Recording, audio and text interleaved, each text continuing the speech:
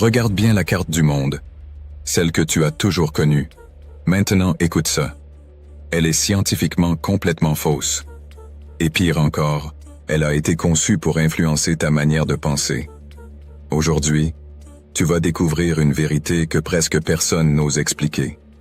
Depuis ton enfance, on t'a appris à lire le monde d'une seule façon, le nord en haut, le sud en bas. Mais pose-toi une question simple.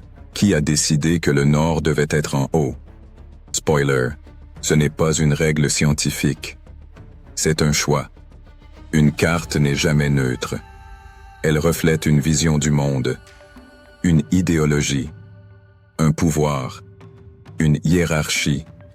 Quand tu mets l'Europe en haut, tu lui donnes inconsciemment une position dominante. Et quand tu mets l'Afrique en bas, tu la places symboliquement en dessous. Mais voici le twist. L'Afrique a longtemps été représentée différemment. Partout dans le monde. Dans certaines traditions anciennes, y compris en Afrique, le Sud est en haut, le Nord est en bas. L'Afrique n'est plus en bas, elle est au sommet. Dans la vision africaine ancienne, l'orientation du monde suit des logiques naturelles. Par exemple, le Nil descend vers la Méditerranée, donc le Sud est considéré comme en haut. L'Égypte antique parlait de Haute-Égypte au sud et de Basse-Égypte au nord. Rien n'est un hasard. Ce n'est pas juste une carte.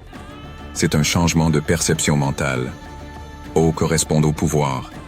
Basse correspond à la faiblesse. Donc, changer la carte, c'est changer la hiérarchie du monde.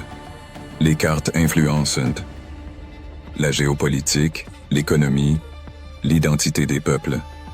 Depuis des siècles, elles ont été utilisées comme outils de domination. Aujourd'hui, de plus en plus de voix remettent en question cette vision. Chercheurs, penseurs, créateurs, ils proposent une nouvelle lecture du monde, une lecture scientifiquement et authentiquement vraie. Dans cette nouvelle vision, l'Afrique n'est plus périphérique, elle devient centrale. Et ça change tout. Économiquement, culturellement, symboliquement. Si tu changes la carte, tu changes la narration. Et si tu changes la narration, tu changes le pouvoir. Aujourd'hui, une nouvelle génération comprend ça.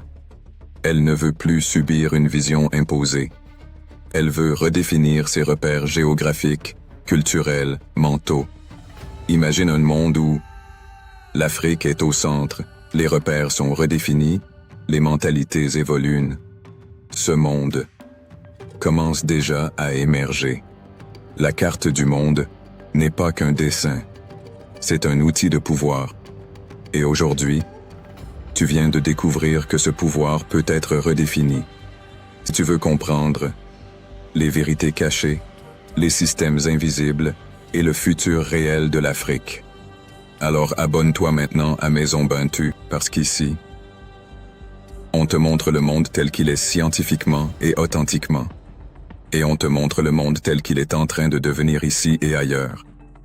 Par les Afros, pour les Afros.